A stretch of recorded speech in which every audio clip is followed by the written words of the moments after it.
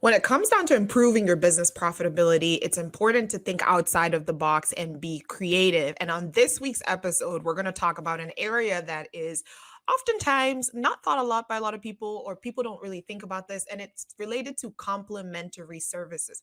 And on this episode, Terrell and I are going to be talking about ways you can leverage complementary services in your business to grow your business and increase your profitability. Stay tuned.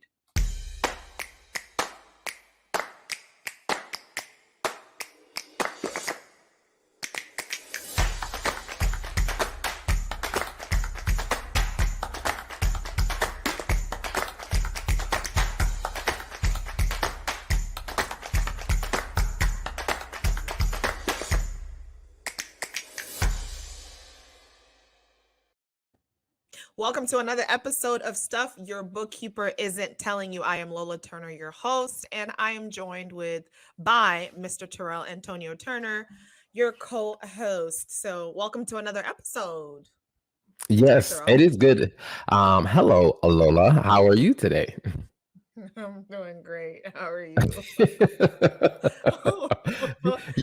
Is I'm I will feeling say it. is for all the people that are listening and watching, like, yes, we are married. We live in the same place. We live in the We same don't live in the same house. place. We don't live in the same place. You are in the office. That is your house. Well, we do live in the same place. We don't work in the same place. So sometimes, like when we're doing this show, like this is actually like the first time we're seeing each other since like early this morning. Yeah. Because Yeah. this morning I got up and I went, I drove, I had to drive like maybe it was probably like 50 minutes away to go to, because I'm a mentor for business owners. So we had a meeting there. I had a meeting there this morning. So it's like first thing in the morning, I'm up hitting the road. So I saw you maybe like what, 13 hours ago, but haven't Yeah, seen I you was since. fast asleep. Yeah, and technically you really haven't seen me yet because I haven't physically seen you. We've just seen each other via video, but hey, if it counts, I guess. Yes. We'll sit down and have dinner after this one. I already ate. Well, we'll sit But down and you'll watch I was me eat. hungry. Dang. I was trying to get him to go to But bed, let's get but back to the topic because people didn't come to hear like our marriage conversation. They came to who hear us knows? talk about, Who knows? I mean, profitability. people have a lot to learn when it comes to married couples working together. So, yeah, I mean, we have some great advice and great life lessons to share. So, I don't think we should stay away from talking about the fact that, I had dinner before you. I was too hungry. I couldn't wait. Anyways, um You have advice. I have tips on what not to do. Um, like eat Lessons dinner, forget learned the hard way. yeah. Anyway, so today I'm pretty excited to jump into this topic. We're going to be talking about complementary services, and it's funny because when we were initially discussing and going through the show notes for this episode, I was like, when we talked about complementary services, I was thinking like giving away free stuff. And so I guess I just want to clarify that for our audience in case someone's like me and thinking, oh, complimentary, free, I guess we're talking about it more so in the sense of like add-on services that you would offer on top of maybe what you would normally offer. So I'm excited to kind of jump into it and specifically talk about like our business and just I guess first how we would even define complementary services. I mean, and that's interesting that you look at it that way because when I look at complimentary, I don't necessarily look at it as, complimentary is free stuff or complimentary is the paid stuff. I think I look at it just in the sense that complimentary is something that complements, let's say, the Mhm. core, the core problem that you're solving, or the core service that you offer. And I'll explain that a little bit more later on. But I think when you think about it that way, like the complimentary service could be something that is free, or it could be something that is a paid service, but it's just the idea that it's something that complements your core thing that you offer. Yeah, it goes going hand in hand is maybe the better word. Something it goes hand in hand with what you're offering. So like I guess in the case of of, if we talk about, maybe let's kind of talk about like our specific business. So like we offer Mhm. bookkeeping services, and one of the things that we recently started offering was the cleanup prior Yeah, to taking on new clients. So I think for us, that wasn't really something we kind of thought about in the beginning, right? Because it wasn't until we didn't, and I don't want to speak for you here, so feel free to like jump in. But I thought it was more so the idea of like, we didn't really start offering the cleanup until we start to realize how a lot of accountants, this is again why this podcast is where the podcast is, that a lot of bookkeepers were doing stuff and reconciliations, but it really wasn't done correctly. And so we were realizing after we signed the contract that there was a lot of work, that legwork that kind of needed to be done to clean up the financials. And basically, we didn't account for that in the services that we were offering. And so now it was yeah. taking us, twice or three times the time.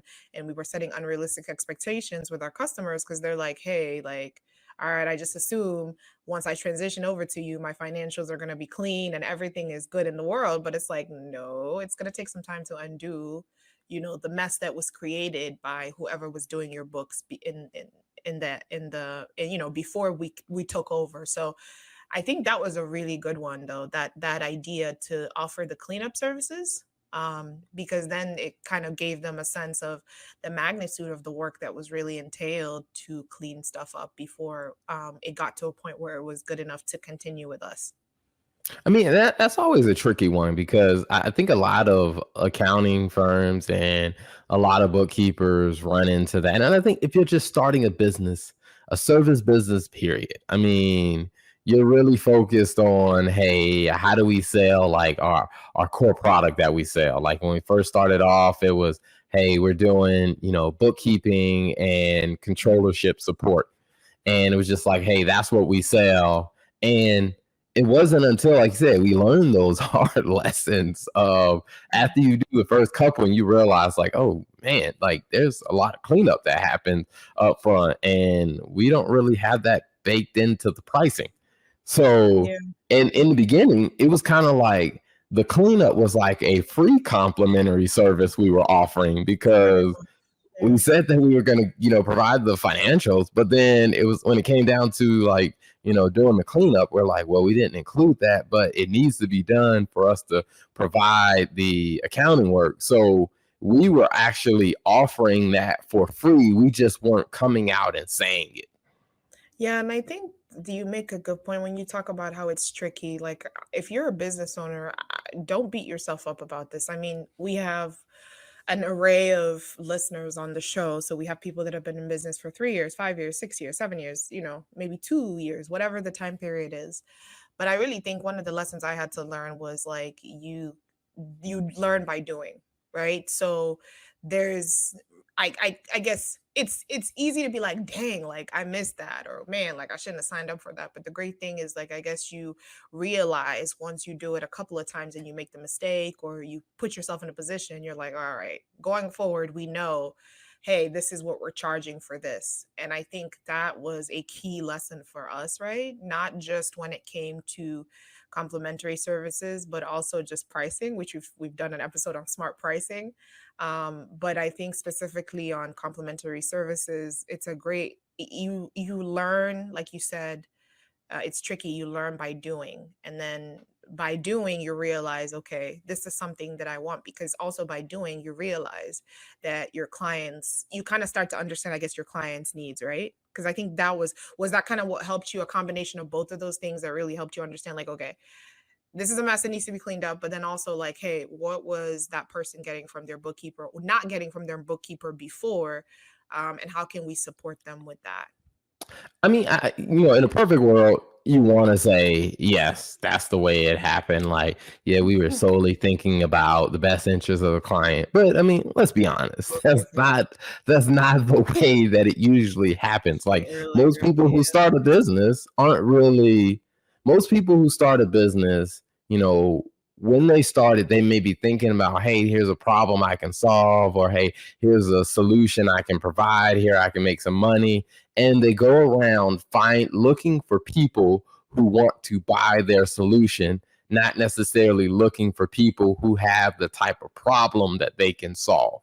And Now, listen, it may most people are seem, just happy. Most people are just happy to get a client. Like, I just got someone to sign up for what I'm selling, mhm. and you're excited, and so it's like, you don't really think about it until the end where you're like, "Dang, is this person even really the best for me?" Like, I think for us, I remember, we did some work for a client, earlier on when we first started, and I mean, I don't even remember how much we charged that person, but we never got that money. It was like some analysis work or something. And I think at the time, and I'll speak for myself, like I won't speak for you, you can speak for yourself. But I think at the time it was just like, man, like, we're getting traction on the business and people are interested in doing business with us. And I think it was if I remember correctly, this person was interested in like maybe doing like some sort of startup work. And so they needed like some financials ran for them, and we did the work for them and sent the invoice and they never paid. And I remember just like thinking to myself, like, dude, like you're excited just to get the customer, but you realize the longer you do business, the more the time, the more you realize, especially when it comes to service-based businesses, like quality over quantity. Speaking again, my opinion, I'm Mhm. interested to hear what you have to say. But I think it's just like not being afraid to price higher, because then it really, the people that are really serious about what you have to offer are the ones then that stay. But I remember we were just so eager, like I was just excited about getting a new client, and I just remember um that being the focus instead of really like, which again, like you said, we were new, we were just starting. So definitely a tough lesson learned. Do you remember that story? You remember that situation I vaguely? mean, I remember a couple of situations like that. I mean, A and I think couple of and I think for me, what that started to do is, I started to like kind of scale back on like, hey, situations where we how didn't do I get paid. get a little bit? A couple of situations where we didn't get paid, or a couple of situations where just it wasn't the right fit on work we I needed think to do. there was a couple of situations where we didn't fully collect on the originally agreed upon price. Where there may have been a partial because they ran into cash flow issues or something like that.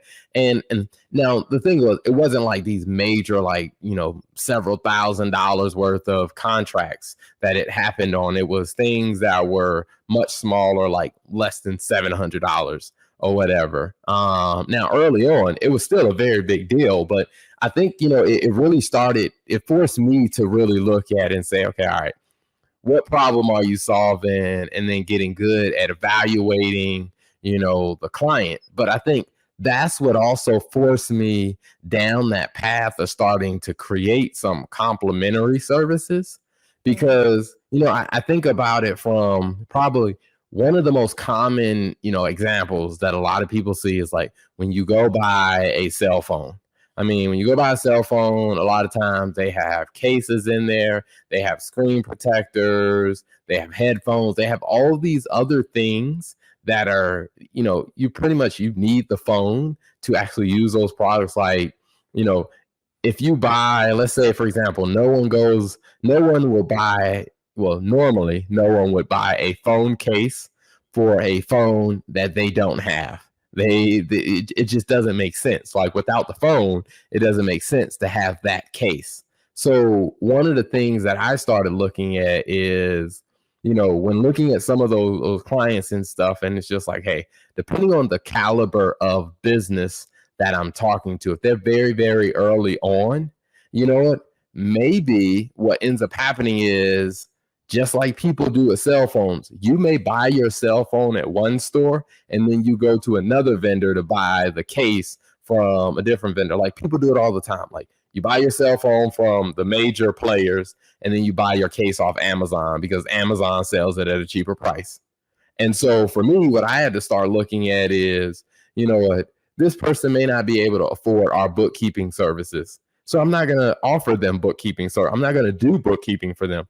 I'm going to offer them something that's a little bit different. Like, hey, let's do a pricing, creating a price, template in like Excel or like in Google Sheets. Is much, much less effort, and it costs less than them doing bookkeeping services with us, because They can go to somebody else and do bookkeeping with them and get on a payment plan with them. But this pricing table, they're going to pay me up front for that because it's going to be cheaper than doing bookkeeping. But it was a complimentary good that I could offer without us, not being able to collect on the bookkeeping. But I think also the other point there is you still make money on the transaction versus lose it completely. And you still generate revenue. Whereas if you didn't offer a complimentary service, right, you would just be, I mean, there wouldn't be any money from that person. Just like if you go back Mhm. to the cell phone store example, right? If you didn't sell phone cases and you didn't sell chargers, when people came into that store and they only sold phones, I don't really need phones right now, right? I just Yeah. need a charger. So I think a complimentary service isn't just also about, like you said, I don't think it's just about profitability, but I think it also helps the top line because instead of missing out completely on this sale, you now get the opportunity to offer a quality service to your potential client. And then, hey, they'll remember you for this. And maybe when they are at a point from a cash flow standpoint or just at a different point in their business where they feel like, okay, they're ready to make the switch, then they'll consider you because you've done work for them versus considering someone that, they've never worked with when it comes to looking for bookkeeping or accounting services. So I think that there's value in that. But I think that was a really good point of just understanding your um, having the opportunity through complementary services to evaluate where that person is in their business and their headspace, because Yeah. oftentimes, like for me, in having conversations, and I've gotten good at this over the course of a couple of years. Before, when someone was telling me about like their business or something, I'm like, oh, like, because the hype of being an entrepreneur, like it's just, man, like, yeah, I'm doing this, I'm doing this bottling business, or I'm doing like this skincare product, and you're just like, oh my gosh, this is just awesome.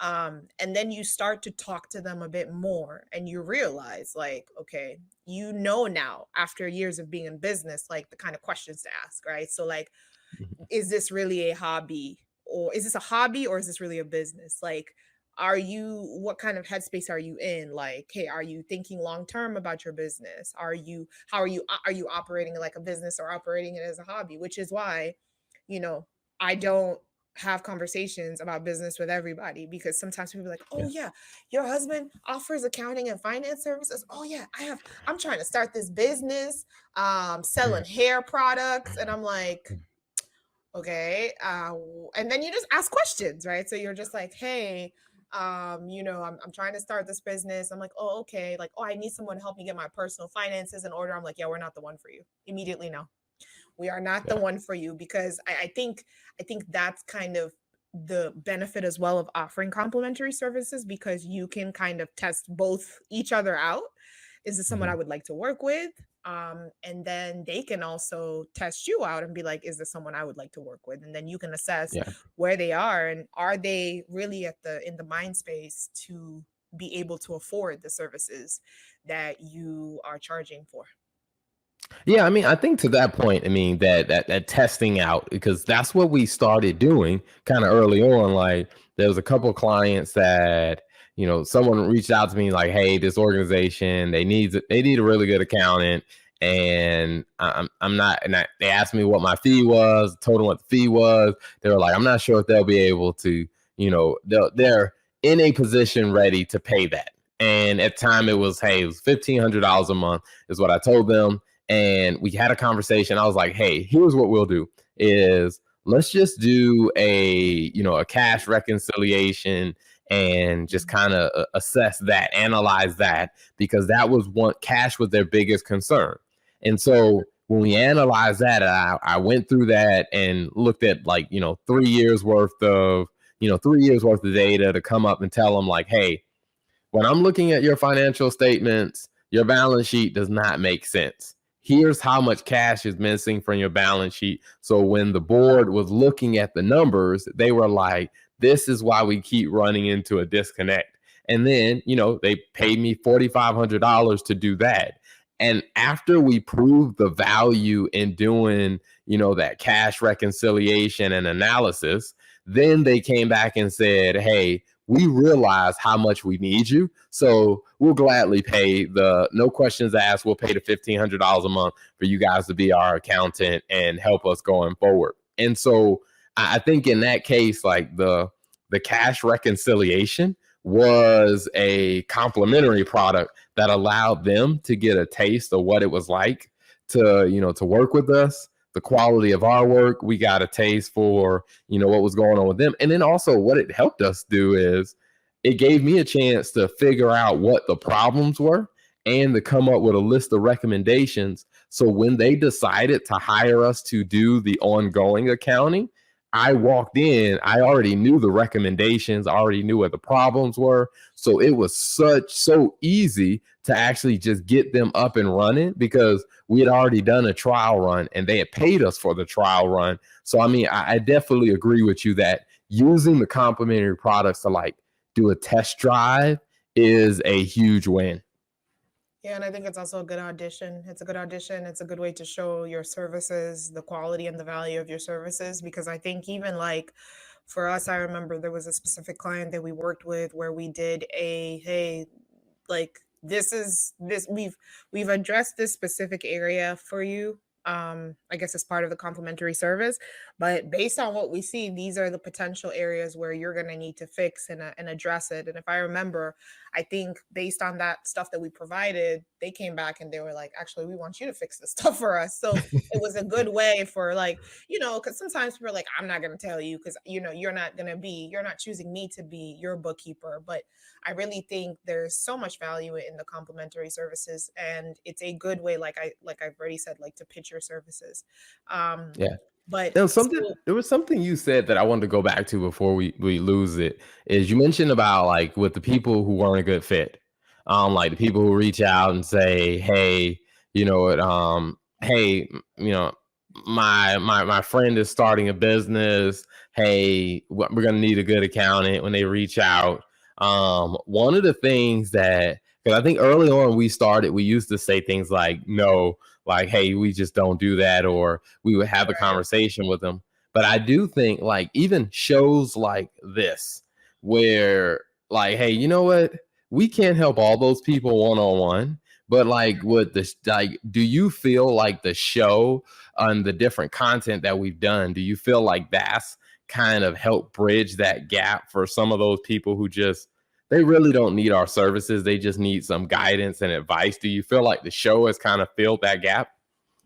Yeah, I think so. I mean, I think, we were doing the small business CFO before. We kind of started doing the stuff your bookkeeper isn't telling you.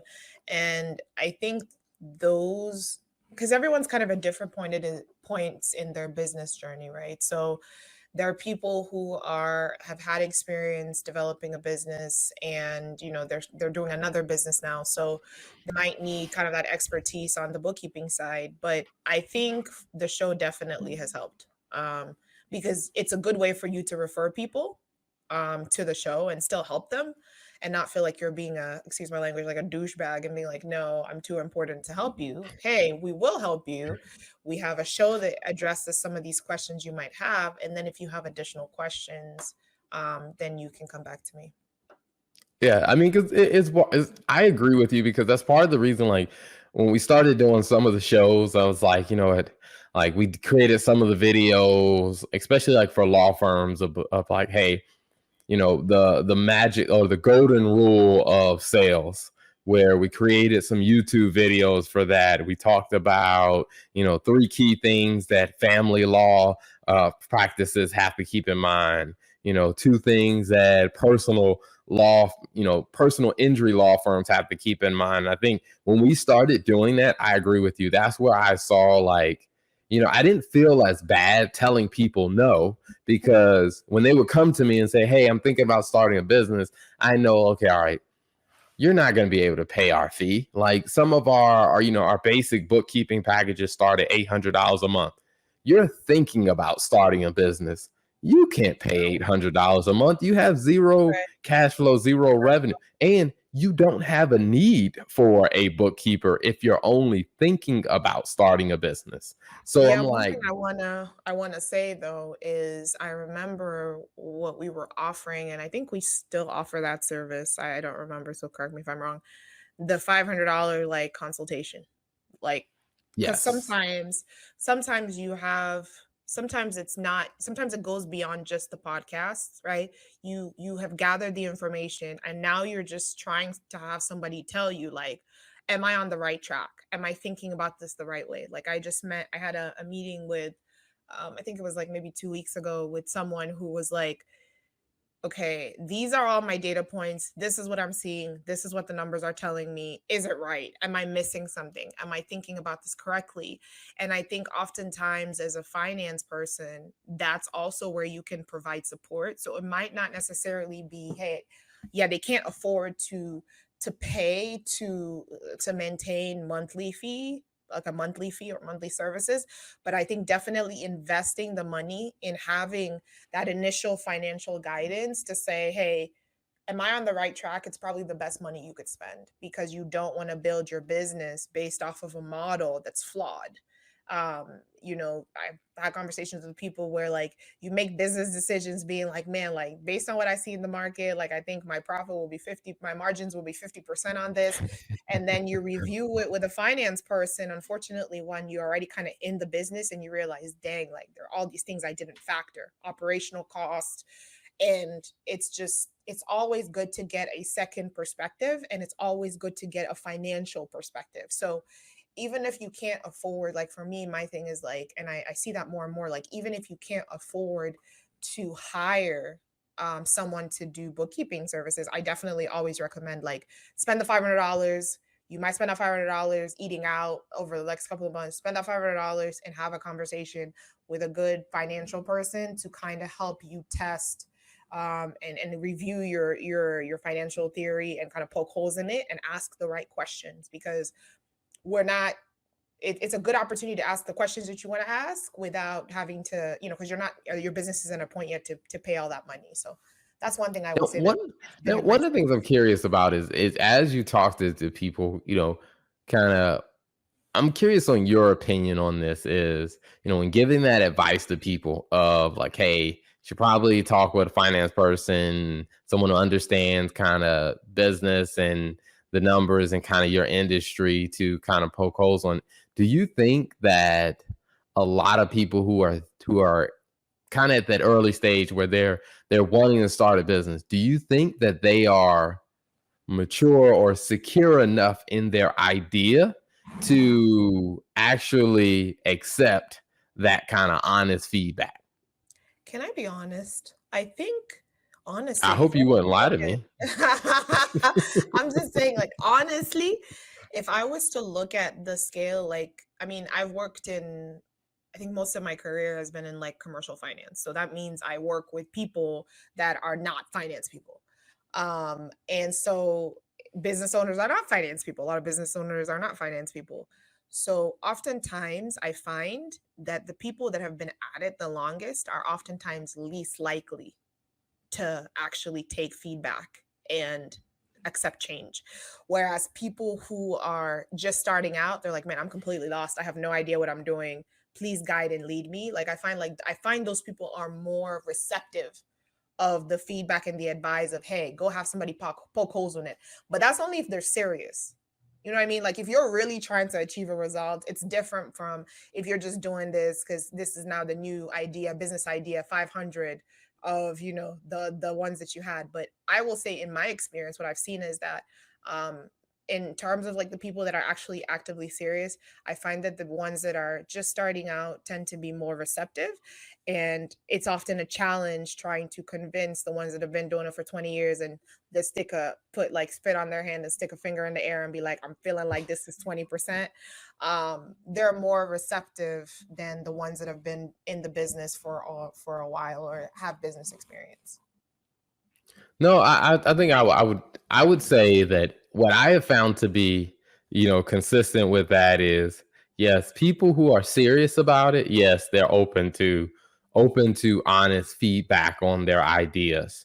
And I think that's where we really got into looking at, how we manage our business. Like, we just don't have the time to, spend a lot of time with people who aren't as serious about building their business, because we have responsibilities to our clients that have Right. very real problems that they're trying to navigate. Like, I was on the phone with a client yesterday, and they're in a negative cash flow position, and they're just like, hey, we need like all hands on deck. We got to figure this out and stuff. And so we walked through and talked, and I talked through a strategy for them. And we laid out, hey, here's some milestones. Here's what we need to do. Here's where we need to execute here, here, and here. And we laid that out until I'm just like, so you got people that are, running firms that people are depending on them to deliver to make their living, to where it's like, Yeah. no offense to the person who isn't that serious, we just don't have the luxury of an abundance of time to talk to people who aren't serious. And I think Yeah. that's where the free content, the free complimentary content, has played a huge role, because I often start to use that as kind of a gauge of like, if a person has a specific question, I'm like, we've probably done a video on that. Like, Yep. smart Yep. pricing, we did a video Yep. on that. Yep. Outsourcing, hiring, we did a video on that. What are the top key things I need to think about for my law firm? We've done several videos on that. How do I manage like the marketing ROI on what I'm doing in my law firm? We've done a video on that. And so it's like, There's a I'll video for forward them. everything. It's like, I'll forward them to the video, like, hey, here's the free video. Check it out. Let me know what you think. If you don't actually look at the video, then I'm just like, okay, all right, I'm just going to go a little bit deeper and make whatever principles are talked about in the video, I'm just going to make it more specific and contextual to your business. So I'm just like, if you couldn't get down with the free stuff, then, and there isn't a legitimate reason why you didn't gravitate to the free stuff, I'm like, I don't think it's going to be worth your money to work with me, because if you couldn't get down with the free stuff, I may not be the best person to help you. Because, and I think it's just using the complimentary stuff, kind of like you said earlier, as kind of like that buffer or that evaluation of, gives you a chance to evaluate me, but it also gives me a chance to evaluate you to see, is this the best relationship? Because there are other people who need us and are more, I guess you say, more compatible for us to work with. Let me put it that way. Yeah, and I think that's really great. If you have a if you have a SaaS or you have a service, just a services business, like it's great, especially if you have a business like ours where you actually have to have some sort of, for most of our services, you're having to interact with the customer and the client. So this is someone you're going to have a relationship with, So it's important to pick wisely, is my view. But I think ultimately complementary services, if I was to summarize our conversation, are great. There's definitely benefits to it. You have the opportunity um, to vet your potential customer. You have the opportunity to generate more revenue if the person isn't necessarily ready to maybe pursue a long-term relationship. I swear it sounds like an actual relationship, but it really is, because one of the things, Terrell, that I've realized in doing this business is, and I think this is something that uh I think each accountant and bookkeeper needs to be very grounded in. And I think it's the fact that these are people's livelihoods. Like these are people's Yeah. lives, right? And in my experience, it's like this is how people eat. So when you come to the table and you're offering help and support and services, the help that you're offering is going to be critical to how this person makes money in their business. And so it's so important to remember that. And I think for us, we have offered so many services, the free options, the consultation option, the bookkeeping, depending on where you are in your business, really that helps you regardless of what phase you're in, to help you kind of take your business to the next level. So it definitely resonates with me when we do this, because I'm like, I know that there are people whose lives, and I've seen it. I've seen the difference that it's made in people's businesses, and that's one of the things that kind of makes me continue to do this. Yeah, I mean, and I do think that for the I guess navigating that journey, I think we've learned so much about ourselves, and then we learn so much about who's a good fit for us and who we are a good fit for. Just kind of learning that marriage, and one of the questions that I think about sometimes that people ask, like, okay, all right, you talk about complementary products, so how do you actually come up with how do you create complementary products? And I think that one is probably a interesting thing for us to talk about. I mean, I think we could probably talk about it quickly, just to kind of give people an idea on, like, how do you even come up with complementary? Because I think we've hinted to it in certain aspects of it, but if you had to explain to someone, hey, here's Lola's perspective on how to come up with complementary products for your business, how would you kind of how would you answer that question? And if you want me to go first, I can go first. No, I can go first. I mean, I think for me, I would say identify where your customer's need is, your potential customer's need is. And then once you identify and list what the needs are, then see, okay, what can you sell as an add-on from what you're currently doing. Maybe I'll use the example of like restaurants. I think that's a good one where, hey, they sell you a salad, right? And so for, you get this amazing salad, but hey, if you want to add bacon to it, it's $2. Or if you want to add avocado to it, it's another 250. So I really think is, how do you identify what people are more likely, and be, I guess, you want to provide complimentary services for stuff that people actually need. And that's my view. And so I think, identify what people need, and then identify from the stuff that people need, what would people be willing to pay for as a separate service, whether it's coupled with what you're doing or independent of what you're doing. And then that's how you define what that is. And that's my view.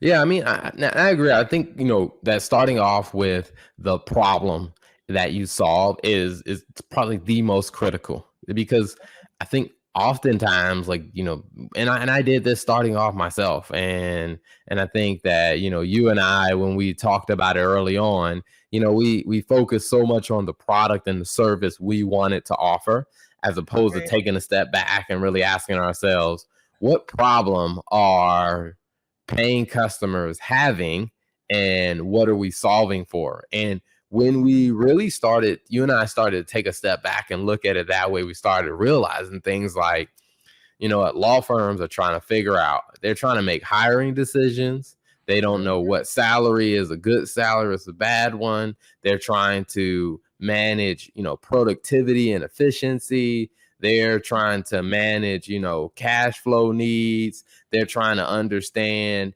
what kind of revenue targets their associates or paralegal should have and stuff like that. And when I took a step back and looked at it, I'm like, okay, all right, how would I solve those problems? Now, if you talk to your average bookkeeper that supports law firms or service-based businesses, they're like, oh, you need CFO services. And what I started realizing is, like, no one understands what the heck that means. Like, Exactly. Most everybody, people don't even know what that means. Yeah. it's just like everybody's throwing out these terms of CFO services. And I'm just like, okay, all right, if I really focus on the problem, like, they're trying to figure out, hey, I have these candidates, what kind of salary can I afford to offer them?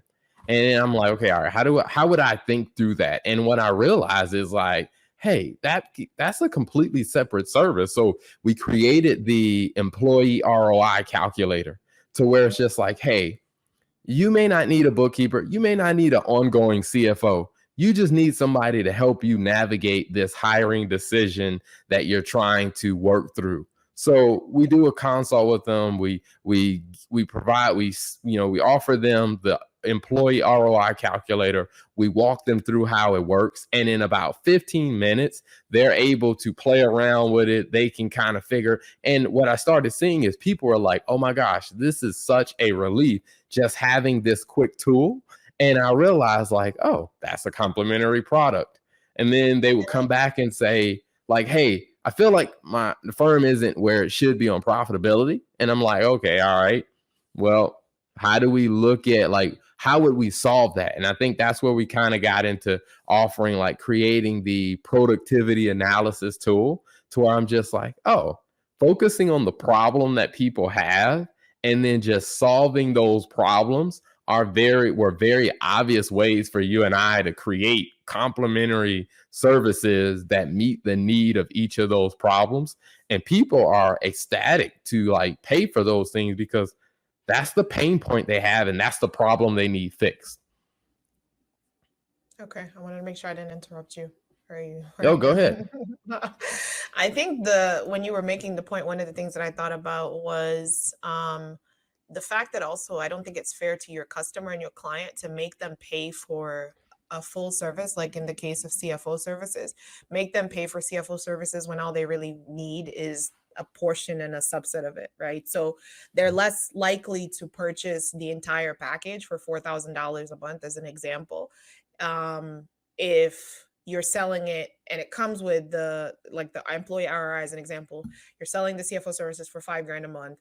It comes with an employee ROI or whatever. Whereas if you split it out and you sold that employee ROI, just an example, for like maybe like $500 or whatever, that's $500 you can still make versus losing out on the customer potentially because they're like, I don't know that I want to pay this X price for something that is that I only need a subset of, or I'm not ready for the entire piece, which I think goes back to what we said.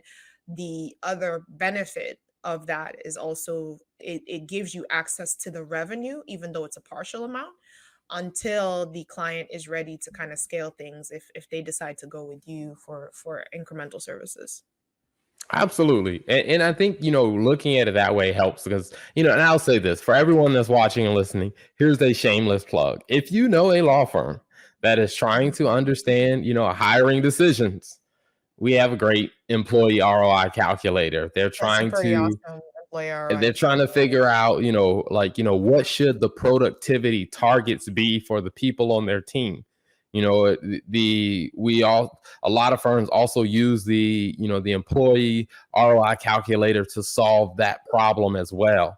And even for, one of the things that I realized that a lot of law firms were having profitability problems because they didn't know what types of casework to work on or like what the margin was. And so we started doing the financial data analysis where we took like 10 years worth of their data and compiled it all, ran different formulas, ran different analysis to be able to tell them, hey, on average, when you do this type of case, you make this much money on it. This is how much margin you make on it. And I think for a lot of law firms, what they started realizing was like, oh my gosh, we're spending marketing dollars trying to get these types of cases, but we didn't realize they're not that profitable for us. And they started making those shifts and started realizing, like, hey, with this analysis that you've done for us, this case value analysis, we know where to focus our time and our energy.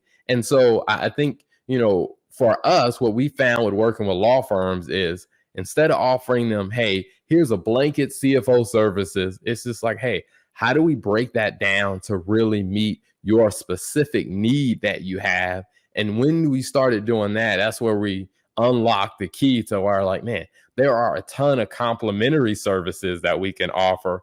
And some of those clients ended up, leading to something that also was a even bigger one was, this one, it still baffles me like how this one came about was that other accounting firms, like, a CFO who supports, he provides CFO services to law firms. He got in touch with us because he saw some of the data analysis work we were doing. And he was like, he doesn't have the knowledge or the skill to do that. And so he was asking us to do that for his clients, to where I'm just like, oh, wow. Like, not only does our complementary product give us something to offer to our clients, it also allowed us to sell a product to other companies to where now we do, we offer it some as a white label. Like, some accounting firms reach out to us, ask us to do the data analysis, we do it. and then we give it to them for them to review it with their client. So their client doesn't know that we're doing it in the background, but it allows that firm to now be able to offer a service that they couldn't before. And it just came from us really looking at what's the problem that our clients are having, and then how do we create unique ways to solving those problems. So my shameless plug ends. Good job. That was a really, really long shameless plug. But I think that was really, I think we hit kind of the main points. And we hope that this episode has been helpful to you. I think we shared some really, really good tips. Great conversation, Terrell. And I think we can now transition into our Follow the Money segment. Yes. Follow the money. So, follow the money is the new segment that we talk about something that may seem common or what's going on in the business or the political or the social world, and really looking at it from a business standpoint. And I think, as so many people say, accounting is the language of business. When you understand the accounting behind something, you can probably get a better understanding of what's going on. And not only that, is figuring out, okay, how can I use what I learned from that situation in my own business? Now, what I want to talk about today is there's some news that I saw that came up, is that cell phone companies are looking to, if you see this little small, and it's probably, that's about the size of what they are, is cell phone companies are looking to get rid of the SIM card. So when you buy a cell phone, you activate your cell phone. A lot of cell phones have a SIM card in it. And what that SIM card does, it allows for connectivity, with the carrier, the network, and stuff like that. Well, now they're all physical cards about that size that go into your phone. And then some computers have SIM cards as well. Well, one of the things that a lot of carriers are exploring is moving to a eSIM card, to where the SIM card is no longer physical, but it's now, they're looking to make it a cloud-based kind of digital technology. And so one of the things that people ask is like, well, what's the benefit of doing that? Because there are benefits and there are risks. On the benefit side is, for the chip manufacturers, one of the big things that they've kind of looked at is making some of the technology like this is getting a bit challenging, because one is there's supply chain issues. Like, a lot of chips and a lot of technology parts that go into technology are coming out of, Taiwan or South Korea and different places around the world, where they're like, hey, if we have another, global pandemic or something happens and it shuts down our supply chain, we aren't able to produce our phone. But if it is cloud-based, we don't have to deal with that as much. And also, they don't have to spend as much money buying these physical chips or having these physical chips manufactured if it is a digital one. Plus, one of the things that we're seeing a lot of trends is people are trying to use, one cell phone for multiple numbers. Well, if you have a digital SIM card, you no longer have to use like these different apps or different programs that have two numbers on one phone. You can just switch the SIM cards digitally to where you can have your personal phone can be your business line as well as your personal line, and you can switch back and forth between the numbers. Now, the whole reason I bring that up is just really asking, okay, all right, what's the benefit for the business? It is a huge, huge cost saving measure.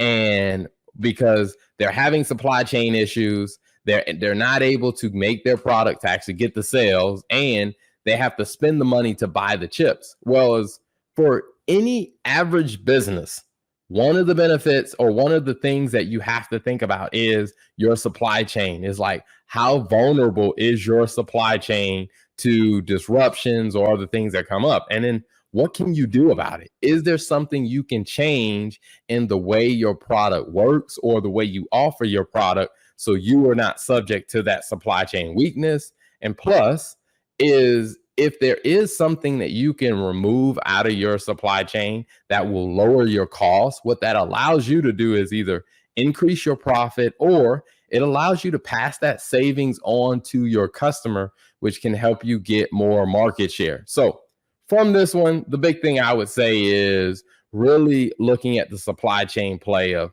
how can you use the principles that they are exploring in this concept for SIM cards. How can you take those same supply chain opportunities and those same cost saving opportunities and apply it to your own business? So thank you guys so much for tuning in. Until next time.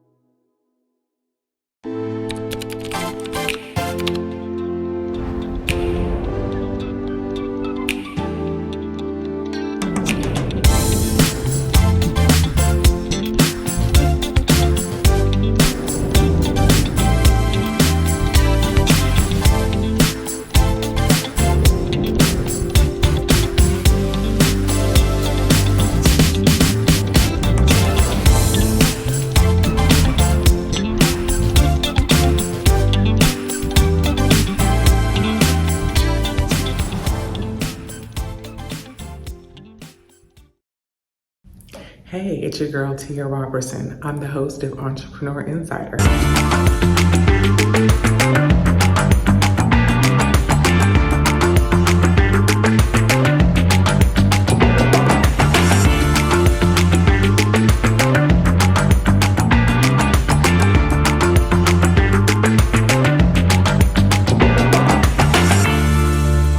Right here on RETV every Thursday at 6 p.m. Eastern for entrepreneurs and news that you need to know about. See you there.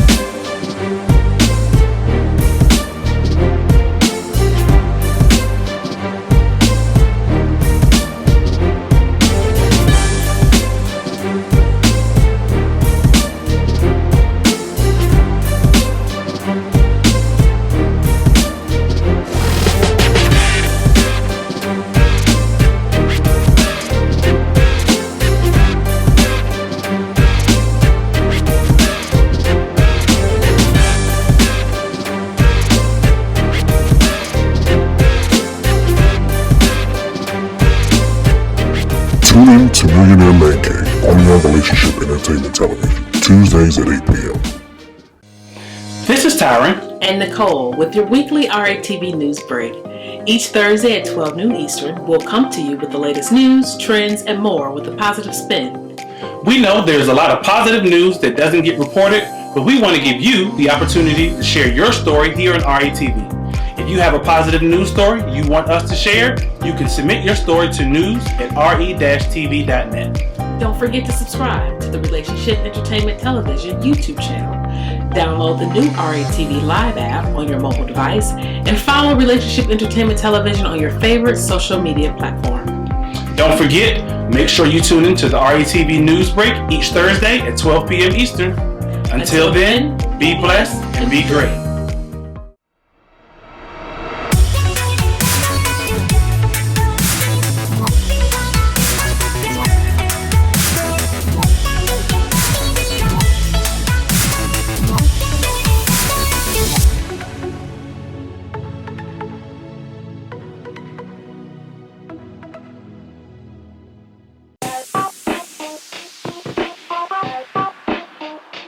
Welcome to What's going on? My name is Demita Joe. Each Wednesday, you can find me here at 3 p.m. I'll be over here discussing different things that are going on and try to bring you a boost of positivity for your week, because we all need this. We're going to share some feel-good stories. We might find a hometown hero. We may take a look at some trending topic. And sometimes we might even find a lesson in a not-so-warm and fuzzy story if we can. I'm Demita Joe, and I'll see you guys on the next episode right here on What's Going On?